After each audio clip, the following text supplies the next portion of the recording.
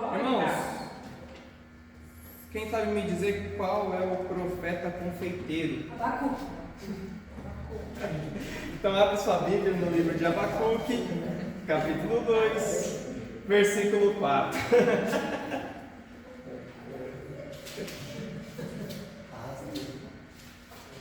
A gente vai ler só a parte B do versículo, tá? Abacuque capítulo 2, versículo 4. Nós estamos no panorama bíblico, mais uma aula. Estamos nos profetas menores, aula 37. Amém, irmãos? Amém. E o versículo vai dizer assim: o justo viverá pela sua fé. Amém, irmãos? Amém. O nome do livro, Abacuque, né? Lá no material de idade vocês vão ver lá a gramática dele em hebraico e em grego. Eu nem me arrisco a falar, a pronunciar. Amém? E o significado do nome Abacuque é abraço, né? Aquele que agarra firmemente, né? Ou aquele que luta. É bem interessante esse significado, tá? O livro foi escrito em hebraico, né? O autor é o próprio profeta Abacuque, que é chamado explicitamente de o profeta. Abacuque capítulo 1, versículo 1. Algo raro entre os profetas menores, indicando um ministério oficialmente reconhecido, tá? Fora do próprio livro não há informações adicionais, tá? Aí isso a gente vê em vários profetas menores, pouca coisa sobre o profeta, né? Os profetas maiores a gente vê, né? Daniel era príncipe, Jeremias era da família de sacerdote, enfim, a gente vê bastante coisa sobre os profetas, mas Abacuque não se tem informações sobre ele, amém? Amém. Seu nome sugere a ideia de alguém que abraça ou se apega, né, a Deus, o que reflete a mensagem do livro, né, uma fé que se apega ao Senhor em meio ao caos, né, por isso que o versículo central, né, é esse, né, o justo viverá pela sua fé. O livro provavelmente foi escrito entre 612 e 605 a.C., tá? Durante a ascensão do Império Babilônico, provavelmente durante o cerco do Império Babilônico em Judá. Amém? Qual que é o contexto? Judá vivia um período de corrupção moral, violência, injustiça social e decadência espiritual. A reforma de Josias, lembra do rei Josias, lá no livro de 2 Reis, também fala de Josias em Crônicas também. A reforma de Josias havia perdido força após sua morte, em 609 a.C., tá? Tem até o louvor que fala de Josias, né? E o povo voltaram aos caminhos perversos. A Babilônia, ela estava se tornando a grande potência mundial, tendo derrotado a Síria e avançado contra o Egito. Lembra do livro passado? O livro de Naum fala da queda da Síria, fala da queda de Nínive, né? Então, logo após essa queda de Nínive, essa queda de Assíria para a Babilônia ela cerca Judá.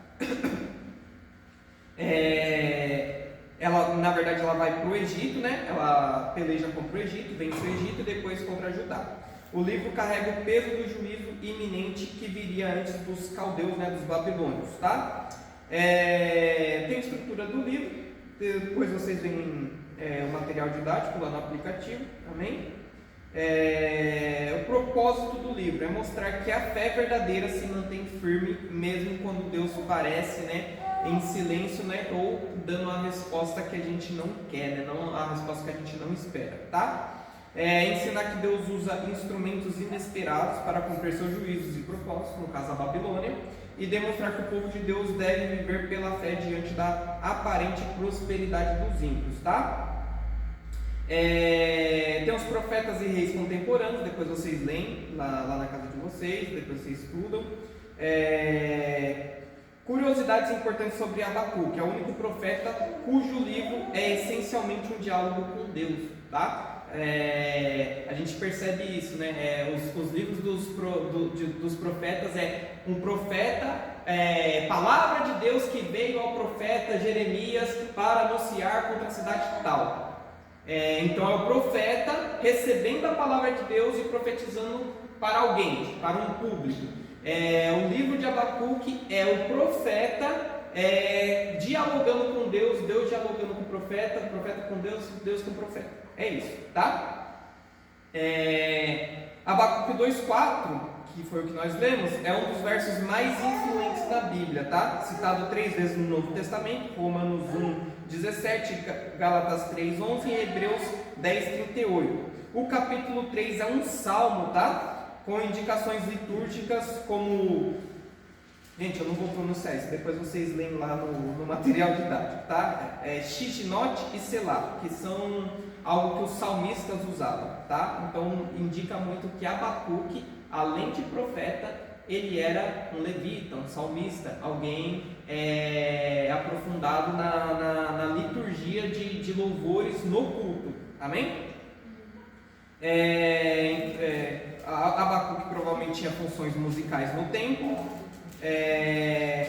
tinha conhecimento litúrgico do louvor no templo, tá? O nome dele sugere abraço firme, né? O que reflete o final do livro, né? O livro mostra um dos maiores contrastes espirituais da Bíblia, né? Começa com até quando o Senhor, capítulo 1, versículo 2, e termina todavia eu me alegrarei no Senhor, capítulo 3, versículo 18, tá? O livro de Abacuque se destaca entre os profetas por apresentar não uma mensagem dirigida ao povo, mas um diálogo profundo entre o profeta e Deus.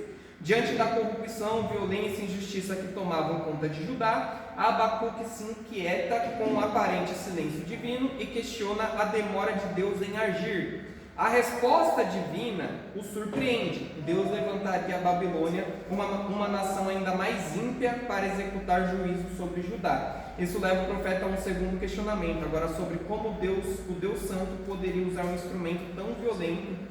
E o livro mostra a jornada espiritual de Abacuque, da perplexidade à confiança, da angústia à adoração. No coração da revelação está o grande declaração que o justo viverá pela sua fé, tá?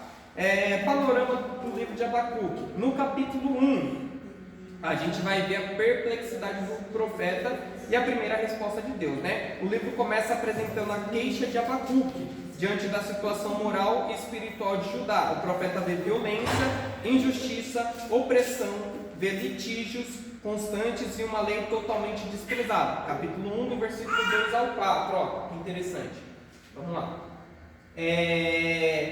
Do versículo 1 ele começa: sentença revelada ao profeta Abacuque. É bem interessante que é bem parecido com o começo de Naum. Naum começa, né? Sentença sobre a cidade de Nínive, né? Essa palavra traduzida aqui em algumas traduções como sentença, em algumas traduções é escrito peso, né? Eu já expliquei isso no livro anterior, né? O que significa esse peso, né? Versículo 2: até quando, Senhor, clamarei eu e tu não me escutarás? Gritar-te eu, violência, e não me salvarás. E não salvarás, porque me mostra a iniquidade e me faz ver a opressão, pois a destruição e a violência estão diante de mim, há contendas e o litígio suscita. Por essa causa a lei se afrouxa e a justiça nunca se manifesta, porque o perverso cerca o justo e a justiça é torcida. O que ele está falando aqui? Da cidade de Judá. Ela estava totalmente corrompida, violência, injustiças, corrupção. O povo estava corrompido, estava tendo muita injustiça, muita violência. Então o profeta clama a Deus: Pai, até quando eu vou clamar por socorro para você? Até quando a gente vai clamar e a gente não vai ver sua mão se movimentando, né? Quantas vezes a gente clama para Deus, né? E parece que Deus tapou os ouvidos para o nosso clamor. E é isso. Pai, parece que você não está vendo a situação que a gente está passando. Parece que você não está vendo a situação que está a nossa sociedade, a situação que está alguns púlpitos, a situação que está a nossa vida. E é isso, o clamor do profeta é esse. Ele está vendo a tragédia e está se indignando. Ele não simplesmente, não é comigo, então o problema não é meu. Não, ele está vendo que o povo está passando por violência, o povo está passando por injustiças e está clamando. Esse é o primeiro clamor do profeta Abacuque, tá? Então, olha só que interessante. Quando a gente clama, Deus, olha essa injustiça aqui, o que a gente espera da resposta de Deus? Eu vou trazer justiça. Quando a gente clama, Deus, olha a violência aqui, a gente espera que Deus traga, né, a salvação, né, contra a violência, contra tudo isso. E o que Deus responde para o profeta? Está lá no versículos do 5 a 11. O que ele responde? Vai ter mais violência. vai ter mais injustiça. Só que o povo que está praticando toda essa injustiça, que é o povo de Judá, eles vão receber o juízo da mão dos caldeus, o juízo da mão dos babilônios, né? Deus responde revelando que já está agindo, né? Não é que Deus não estava agindo. Para o profeta parece que ele não está agindo, mas ele estava agindo, ele estava levantando os caldeus. Os caldeus já se levantaram contra Nínive, contra a Síria, contra o Egito e estava cercando Judá. A descrição desse povo revela sua crueldade, soberbo e poder militar devastador. Assim como teve lá no livro de Naum, capítulo 2, vai falando, né? Os seus escudos são vermelhos, seus cavalos são assim e tal. Aqui também no livro de Abacuque vai falar de como eram, né, os exércitos dos caldeus, né, como que eles eram terríveis, como que eles eram impetuosos. E é bem interessante o versículo 5, né? Eu até já ministrei esse versículo 5 uma outra vez, mas faz muitos anos já. Olha só o que ele fala: vede entre as nações, olhai e maravilhai-vos e desvanecei, porque realizo em vossos dias obra tal que vós não crereis quando vos for contada. O profeta clama: Senhor, olha a violência, olha isso, Senhor, age em nosso favor. Então Deus fala: olhem entre as nações, olhem entre os povos, porque eu vou manifestar uma obra tão maravilhosa, uma obra tão grandiosa, que se contassem para vocês não iam acreditar. Então a gente pensa, vai vir a bênção.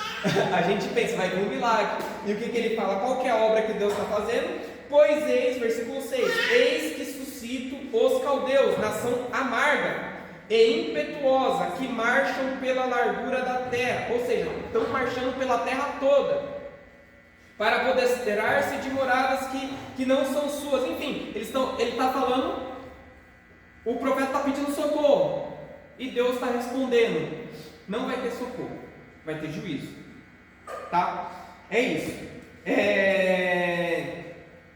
Isso choca, né, Abacuque, né, que questiona como Deus santo e puro poderia usar uma nação mais ímpia do que Judá para disciplinar o seu povo, né? É um pouco do... Olha só, versículo 12: não és tu desde a eternidade, ó Senhor, meu Deus, ó meu santo? Não morreremos, ó Senhor, para executar juízo? Puseste aquele povo tu, ó rocha, o fundaste para servir de disciplina. Tu és tão puro de olhos que não podes ver o mal e a opressão, não podes contemplar. Olha só que interessante. Aqui o profeta Abacuque, ele traz uma das filosofias dos ateus que muita gente se diz ateu crendo nisso, crendo nessa filosofia, né? Se Deus é puro de olhos, se Deus é puro, se Deus é poderoso, se Deus é santo, por que existe o mal? É isso que ele está falando. Porque assim, se nosso Deus é bom e odeia o mal, e o mal existe, eles dizem, então quer dizer que Deus não tem poder para destruir o mal. Mas, porém, se Deus é bom, glória a Deus, glória a Deus. Se Deus é bom, é poderoso para destruir o mal, então quer dizer que Deus não quer destruir o mal. É isso que muitas filosofias dizem. Muita gente se torna ateu, muita gente justifica, né, a falta de fé por isso, né? Porque se existe o mal, quer dizer que Deus não pode existir. Então quer dizer que você crê num Deus muito fraco. Porque se Deus não pode usar as circunstâncias para Ele tratar o seu povo, quer dizer que você crê num Deus fraco. Quer dizer que porque existe doença, porque existe desastre, porque existe Deus logo não existe, então quer dizer que você cria num Deus muito fraco. Nosso Deus é poderoso, nosso Deus, os pensamentos deles são insondáveis, os caminhos deles são mais altos, os pensamentos deles são mais altos. Amém? Então Abacuque está falando isso. Deus, cadê suas promessas? Cadê a promessa que você fez para Abraão, para Isaac, para Jacó? Cadê a promessa sobre o trono de Davi? Como que vai ser destruído o reino de Judá? Como que vai ser destruído o reino de Israel? Ainda mais por um povo ímpio, ainda mais por um povo mau. Como que o Senhor está dizendo isso? O Senhor não é puro de olhos? Afinal, o Senhor não é santo? É isso que o profeta está ensinando Deus a ser Deus. É isso. Está querendo ensinar Deus a ser Deus. Isso choca Abacuque, né? E o capítulo termina com o profeta se posicionando como sentinela, esperando a resposta divina das suas perguntas, né? É bem interessante isso, né? Essa dinâmica do livro de Abacuque, né? Não é o profeta profetizando para o povo, mas é o profeta conversando com Deus. Lembra bastante um pouco do livro de Jonas, né? Capítulo 2, aí a gente vê a resposta de Deus, né? Primeiro o Abacuque, né, ele continua, né, o que estava no capítulo 1, né? Não sei se vocês sabem, mas a Bíblia não foi escrita por capítulos, tá? Essa divisão de capítulos e versículos é recente até, se não me engano foi separado em capítulos a Bíblia há uns 500 anos atrás. Então isso daqui, a divisão do capítulo 1 para o capítulo 2 parece até ser um erro, porque parece que ele terminou a ideia. Mas não, ele continua no capítulo 2. Por-me-ei na minha torre de vigia, colocar-me-ei sobre a fortaleza de vigia para ver o que Deus... É a mesma coisa do final do capítulo 1, continua no capítulo 2, tá? E aí, Deus responde. Capítulo 2, o Senhor me respondeu e disse: escreve a visão e grava sobre tábuas para que a possa ler até quem passa correndo. Olha que interessante. Pega a visão que eu vou te falar e escreve sobre tábuas grandes. Coloca de forma bem visível. É isso. A pregação do Evangelho é isso. A pregação da palavra de Deus é isso. Ela tem que ser fácil, tem que ser simples, tem que ser simplificada. Até quem não tem tempo de parar para te ouvir, que não tem tempo para parar para ler, a mensagem da salvação tem que ser simples. Até quem está na correria do dia a dia tem que ser simples. Entendeu? Não é com muita teologia, isso é bom para a gente se aprofundar. Mas olha o que Deus fala para o profeta: escreve em tábuas a visão de forma que quem possa ler até quem passa correndo, tá? E o que Deus está pedindo para o profeta escrever? Porque a visão ainda está para se cumprir no tempo determinado, mas se apressa para o fim e não falhará de se tardar. Espera-o, porque certamente virá e tardará. Olha só, Deus está dando ênfase para a visão ainda. Escreve a visão que eu vou te falar, mas escreve de forma grande, escreve um outdoor, vamos dizer isso, né? Até quem está na Dutra 120 por hora consegue ler o outdoor que está lá. É isso, é mais ou menos isso. Coloque em placas grandes a mensagem que eu vou te falar. E aí ele vai lá e fala: porque a palavra que eu estou falando para você, ela vai se cumprir. Ela vai se cumprir rápido, ela não tardará e ela não falhará. Então é uma promessa incondicional. Na Bíblia a gente vê muitas promessas condicionais. Essa é uma promessa incondicional, tá? O que é uma promessa condicional? Que tem uma condição. Se o meu povo, que se chama pelo meu nome, se humilhar e orar, quer dizer o quê? A condição é: se o povo se humilhar e orar, então sararia a terra. É uma condição. Porém, se o povo se desviar, o quê? Vou destruir a terra. É isso, condição. É uma promessa condicional. Promessa incondicional. Vai se cumprir. Pode acontecer o que for, não importa a circunstância. É isso. A promessa sobre Abraão, Isaac e Jacó, incondicional. A promessa sobre Davi, incondicional. A revelação do Apocalipse, incondicional. Vai ter anticristo, vai ter arrebatamento, é incondicional. Pode acontecer o que acontecer, vai acontecer daquele jeito, do jeito que está escrito lá. Amém? Amém. Então, qual que é a visão que Deus dá para o profeta? O versículo que nós lemos no começo: o justo viverá pela fé. É isso. Escreve em tábuas grandes. Por quê? Por que esse versículo é tão poderoso? O justo viverá pela fé. A gente vê um profeta em crise, conversando com Deus. Ele fala, Deus responde. Ele fala, Deus responde. Ele fala, Deus responde. Mas Deus não está respondendo o que ele quer ouvir.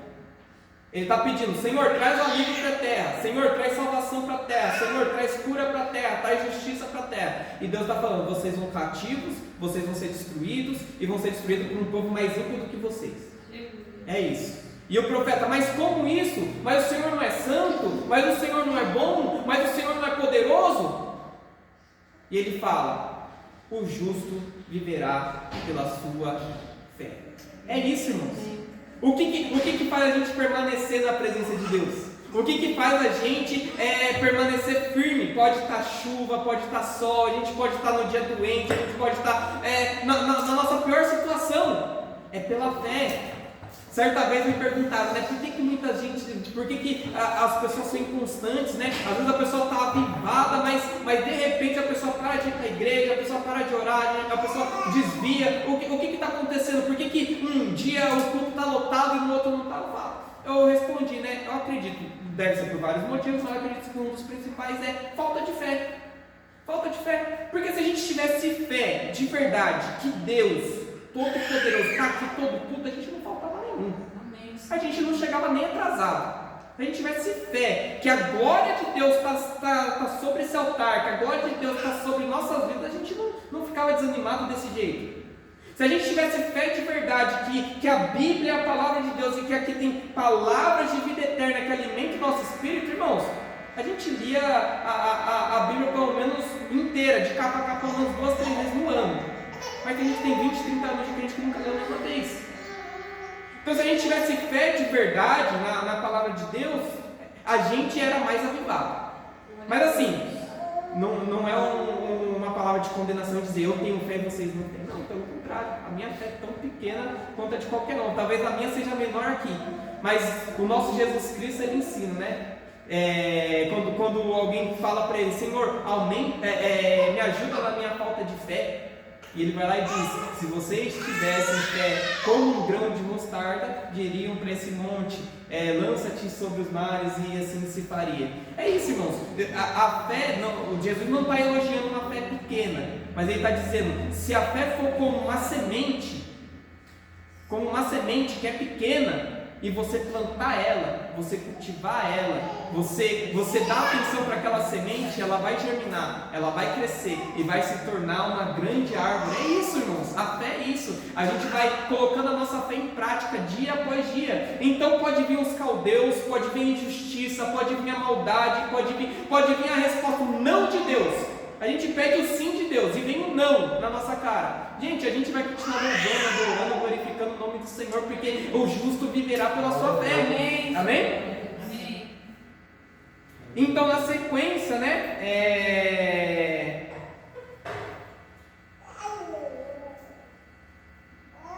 Ele traz, né, como se fossem imprecações, né, 5 ais, né, sobre a Babilônia, né, do versículo 6 até o 20, né, que seria ele dizendo, né, Deus dizendo: eu vou levantar a Babilônia, porém eles são injustos e eles não vão ficar impunes. Virá justiça também sobre eles, virá o juízo também sobre a Babilônia. Amém? E termina, né, com o versículo 20, né, o clímax vem da declaração: o Senhor, porém, está no seu santo monte, no seu santo templo, cale-se diante dele toda a terra, né? Está falando o quê? Que a Babilônia tinha grande voz, ela gritava, ela rugia como um grande animal, como uma grande fera, né? Mas aí ele diz, né, o nosso Senhor no santo templo dele é a única voz que importa, cale-se diante dele toda a terra. Amém? E aí nós vamos ao capítulo 3, amém? Amém.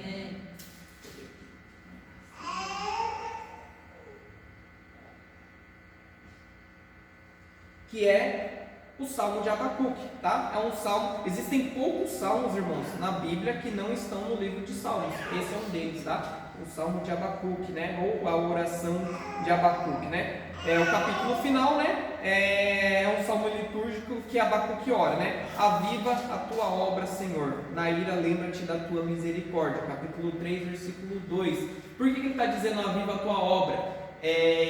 Foi falado de Josias, né? Depois vocês dão uma pesquisada, voltam nas aulas anteriores, na aula de reis, ou até mesmo pesquisem sobre o rei Josias. Foi um rei que trouxe um grande avivamento, tá? trouxe um grande avivamento sobre o povo estava bem disperso, bem idólatra, e Josias ele trouxe a reforma, né, sobre o templo, sobre o povo de Israel. Foi um rei que ele tem um título que o próprio Deus fala, né? Não houve, na Bíblia fala, não houve rei como Josias, né? Nem mesmo Davi foi como o rei Josias, fiel como ele, né? E porém Josias foi para a guerra contra a Babilônia, ajudando na peleja contra o Egito. E aí, glória a Deus, Miguel, aleluia. E aí, Josias morreu na batalha contra a Babilônia. Então o povo se apostatou de novo, o povo desviou de novo, e Abacuque, lembrando dessa reforma de Josias, lembrando desse avivamento de Josias, ele fala para Deus: Deus, aviva a tua obra de novo. O teu povo está disperso, o teu povo está desviado, aviva o teu povo, traz de volta, amém? Né? E apesar do cenário de destruição e escassez que se aproxima, o profeta declara a sua confiança absoluta, né? Que são os versículos que a gente mais conhece, né? O cântico de Abacuque, muita gente confunde com o cântico de Samuel Messias, mas lá no versículo 17, que diz assim: ainda que a figueira não floresça, nem haja fruto na vide, os produtos da oliveira minta, e os campos não produzam mantimento, e as ovelhas sejam arrebatadas do aprisco, e nos currais não haja gado, todavia eu me alegro no Senhor e exulto no meu Deus da minha salvação. O Senhor é a minha fortaleza e faz os meus pés como os da corça, e me faz andar altaneiramente. Ao mestre de canto para instrumentos de corda, né? É o salmista Abacuque. Amém, irmãos? Olha que interessante, né? Eu já preguei sobre isso uma vez, né? Esse salmo dele, né? Ainda que a figueira não floresça, nem haja fruto na vide, ainda que as ovelhas sejam arrebatadas do aprisco, né? O que ele está falando? Ainda que a gente perca tudo, porque aquela sociedade dependia da agropecuária. Hoje se a gente ficar sabendo, teve uma peste de gafanhotos que devastou as colheitas, o preço dos alimentos vão aumentar, vai faltar alguns alimentos na prateleira, mas a gente consegue suprir com outros. A gente tem, vamos dizer assim, um Pix na nossa conta para comprar outro alimento diferente, mas lá não. Eles dependiam da pecuária, eles plantavam e colhiam. Imagine que você plantou e quando você vai colher não tem o que você colher. E as reservas em ouro, em prata, eram poucas pessoas que tinham isso. As pessoas dependiam disso, de levantar de manhã, tirar o leite do gado, colher os frutos e viver daquilo que estava na terra deles. Então o profeta está falando: ainda que não tenha nada, ainda que falta o que comer, ainda que falta o que beber, ainda que falta o alimento para nós, para nossa casa, para os nossos filhos, o que ele fala? Todavia a gente vai confiar no Senhor? Todavia a gente vai perseverar, que é o que a gente prega? Não, ele fala: todavia eu me alegrarei. Esse profeta endoidou. Esse profeta enlouqueceu. Porque sem nada, como que ele vai se alegrar? Ele vai jubilar, ele vai cantar louvores a Deus sem ter nada. Porque ele entendeu o capítulo 2, versículo 4: o justo viverá pela sua fé. Por isso que eu falo, é a fé que transforma. Aquele profeta que no capítulo 1 e capítulo 2 estava questionando Deus: cadê sua mão se movimentando? Deus, será que você não é bom mesmo? Será que você não é santo mesmo? Será que você não é poderoso mesmo, Deus? No momento que Deus fala, anota em grandes placas para que todo mundo possa ver: o justo viverá pela fé. O diálogo do profeta muda. Ele fala: pode faltar tudo. Todavia eu não só perseverarei, todavia eu não só esperarei, todavia eu não só confiarei, todavia eu vou me alegrar. Amém, irmãos? Amém. Esse é o livro de Abacuque, irmãos. Depois tem lá os pontos principais, o que aponta para Cristo, a conclusão, amém? Essa aula de hoje, Deus abençoe a todos. Deus. Até a próxima aula, amém? Amém. Glória a Deus. Glória. Louvado. Quinta-feira